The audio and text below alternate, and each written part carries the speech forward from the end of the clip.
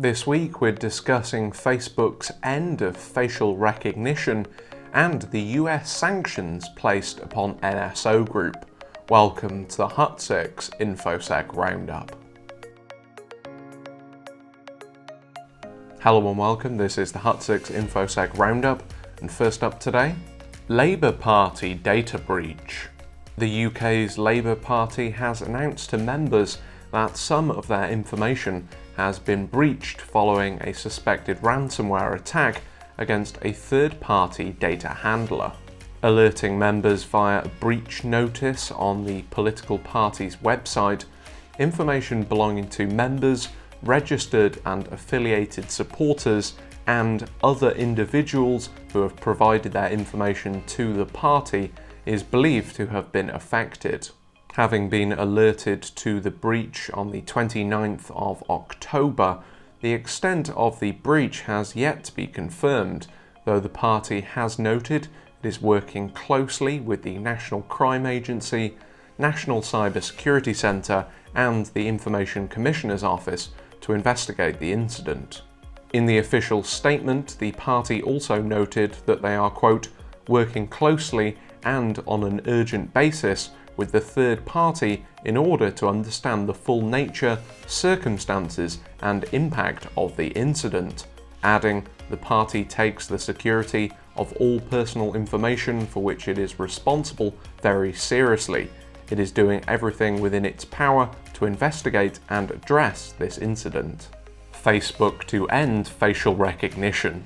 The Facebook platform has announced that it will be discontinuing the use of facial recognition software and deleting 1 billion existing facial profiles or face prints used to automatically recognize individuals in photos and videos. Closely following the parent company's rebranding to Meta, Facebook announced the end to the controversial technology, citing the need to balance the use of such systems against growing societal concerns, as well as a lack of clear guidance from regulators.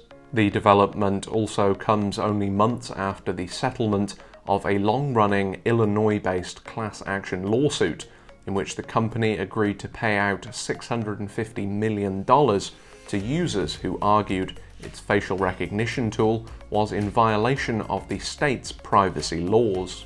Jerome Pesenti, VP of Artificial Intelligence, stated on the decision, quote, there are many concerns about the place of facial recognition technology in society, and regulators are still in the process of providing a clear set of rules governing its use. Amid this ongoing uncertainty, we believe that limiting the use of facial recognition to a narrow set of use cases is appropriate. US sanctions NSO Group. The controversial Israeli company behind the surveillance software Pegasus has this week been added to a US trade blacklist. Added to the Commerce Department's Bureau of Industry and Security's entity list, preventing the export, re-export or transfer of the company's products or services, the creators of the so-called military-grade spyware are said to be dismayed at the decision. Having faced significant criticism for its involvement in the surveillance of murdered Saudi journalist Jamal Khashoggi, as well as being accused of selling its services to other authoritarian regimes, NSO Group continues to insist upon its, quote, rigorous compliance and human rights programs.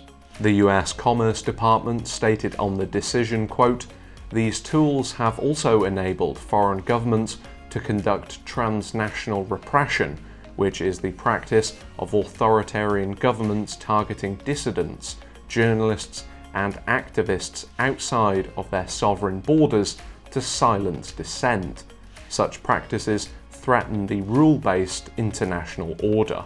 That's all we have for this week. Please be sure to like, comment, subscribe and share. And as always, if you're interested in finding out more about information security training, please head over to the Hut 6 website for your free demo.